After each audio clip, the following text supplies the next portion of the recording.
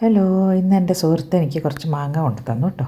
അപ്പോൾ ഞാനിത് മൂക്കൊക്കെ കളഞ്ഞ് കുറച്ചൊന്ന് കീറി എന്നിട്ട് വെള്ളത്തിൽ വേവിച്ചു. വേവിച്ചതിന് ശേഷം കുറച്ച് മഞ്ഞൾപ്പൊടി, മുളക് പൊടി, ഉപ്പ് ചേർത്തു. വെന്തതിന് ശേഷം കുറച്ച് ശർക്കര ചേർത്തു. എന്നിട്ട് വേവിച്ചെടുത്തു. നന്നായിട്ട് വറ്റി വന്നപ്പോൾ ഞാൻ ഓഫ് ചെയ്തു. അതിലൊരു മാങ്ങ എടുത്തു, അതിൻ്റെ ചാറ് കുറച്ചങ്ങോട്ട് ഒഴിച്ചു. എന്നിട്ടിങ്ങനെ ഒരു പിടി പിടിച്ചാലുണ്ടല്ലോ, എന്താ ടേസ്റ്റ് എന്നറിയോ?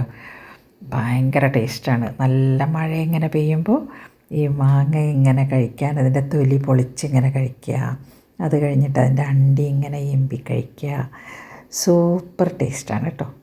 എല്ലാവർക്കും അറിയായിരിക്കും, എന്നാലും അറിഞ്ഞൂടാത്തവർക്ക് വേണ്ടിയിട്ടാണ് കേട്ടോ. അപ്പോൾ ഇന്നിതായിരുന്നു വൈകുന്നേരം പരിപാടി. നിങ്ങളിങ്ങനെ കഴിക്കാറുണ്ടോ?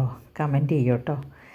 നാട്ടുമാങ്ങയുള്ള കാലത്ത് ഇങ്ങനെ വേവിച്ച് കഴിക്കാം. നാട്ടുമാങ്ങ പലതരത്തിൽ നമുക്ക് ഉപയോഗിക്കാം അല്ലേ. ഞങ്ങൾ മാങ്ങാക്കാലമായി കഴിഞ്ഞാൽ കച്ച ഉണക്കും. കച്ച എന്നറിയോ? എന്ന് വെച്ചാൽ ഈ മാങ്ങ പിഴിഞ്ഞൊഴിച്ചിട്ട് പായലിങ്ങനെ പിഴിഞ്ഞൊഴിക്കും, എന്നിട്ട് ഉണക്കിയിട്ട് ഉപയോഗിക്കും. അത് ഇങ്ങനെ ആവുന്നതിനിങ്ങനെ എല്ലാ ദിവസവും ഇങ്ങനെ ഒഴിച്ച് ഉണങ്ങി മാങ്ങാത്തേര എന്നൊക്കെ പറയും. ആ രീതിയിൽ ഉണക്കിയെടുത്തിട്ട് പിന്നെ മുറിച്ച് തിരയായിട്ട് ചുരുട്ടി വയ്ക്കും. അങ്ങനെയും മാങ്ങ പ്രിസർവ് ചെയ്യാം. അപ്പോൾ പഴുത്ത മാങ്ങാക്കാലമായാൽ ഇങ്ങനെ എന്തൊക്കെയുണ്ട് അല്ലേ.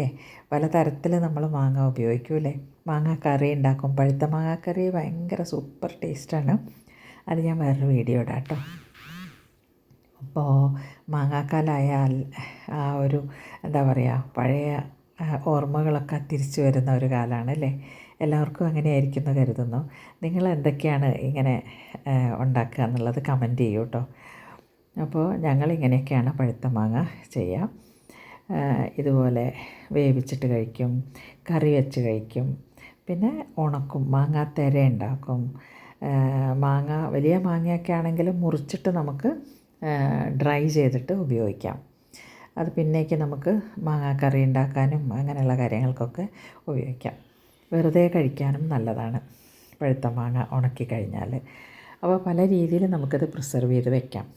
ഇപ്പോൾ വേനൽക്കാലമായാൽ ഇങ്ങനെയുള്ള പരിപാടികളൊക്കെയാണ് സാധാരണ നാട്ടിൻപുറങ്ങളിൽ ഉണ്ടാവാറുള്ളത്. ഇപ്രാവശ്യം മഴയായതുകൊണ്ട് ഉണക്കാനൊന്നും പറ്റില്ല. അപ്പോൾ അതുകൊണ്ട് നമ്മളിങ്ങനെ വേവിച്ചും കറി വെച്ചും ഒക്കെ കഴിക്കുകയാണ്. അപ്പോൾ നിങ്ങളെങ്ങനെയൊക്കെയാണ് കഴിക്കുന്നതെന്ന് പറയൂ കേട്ടോ. അപ്പോൾ ഇനി മറ്റൊരു വീഡിയോയിൽ കാണാം.